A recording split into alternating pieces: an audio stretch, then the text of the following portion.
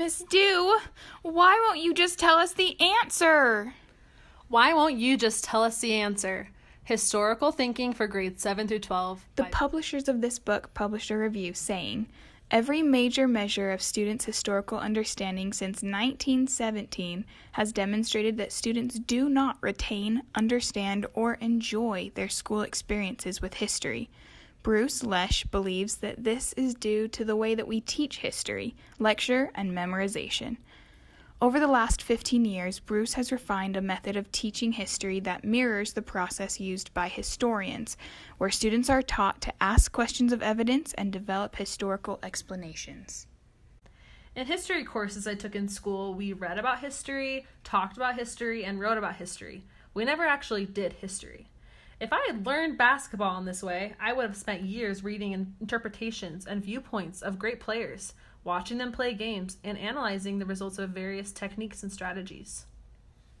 This made us reflect on our own experience reading history, talking about history, and writing about history in class.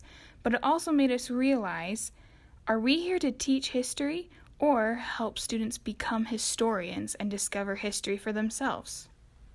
We really enjoyed this book, but found one major weakness.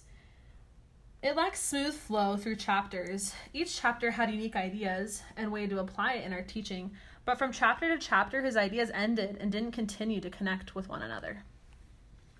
Despite this weakness, there were many strengths that we did find in the book, like each principle of historical thinking had a lesson plan to explain the principle. Each chapter started with a quote from a student who had applied the chapter's principle in their own learning. It was really cool because each chapter was full of real-life student reactions to the outcomes and activities of historical thinking. It really helped us to learn how to apply this in our own teaching. Two principles that we want to apply to real-life situations are chronological thinking and causality, continuity and change over time. Chronological thinking is understanding when events occurred and in what order. It is impossible for students to examine relationships between events or explain the historical cause and effect without them understanding the order. In Lesh's book, he used the rail strike of 1877 as an example. We chose the Bear River Massacre. We can't just teach the event, who was involved, and then move on to the next war.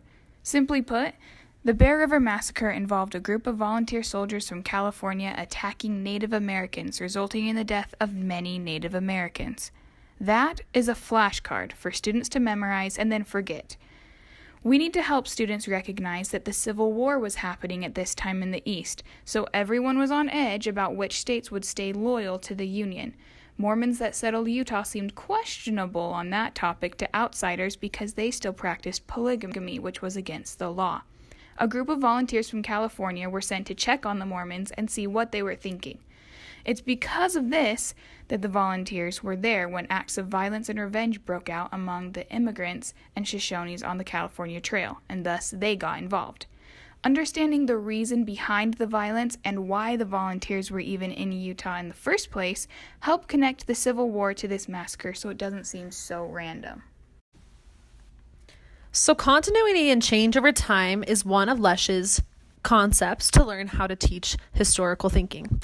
Continuity and change over time is identifying the stories of past people in connection to the students. It shows us why people did what they did and why things were adapted and changed to become what they are now.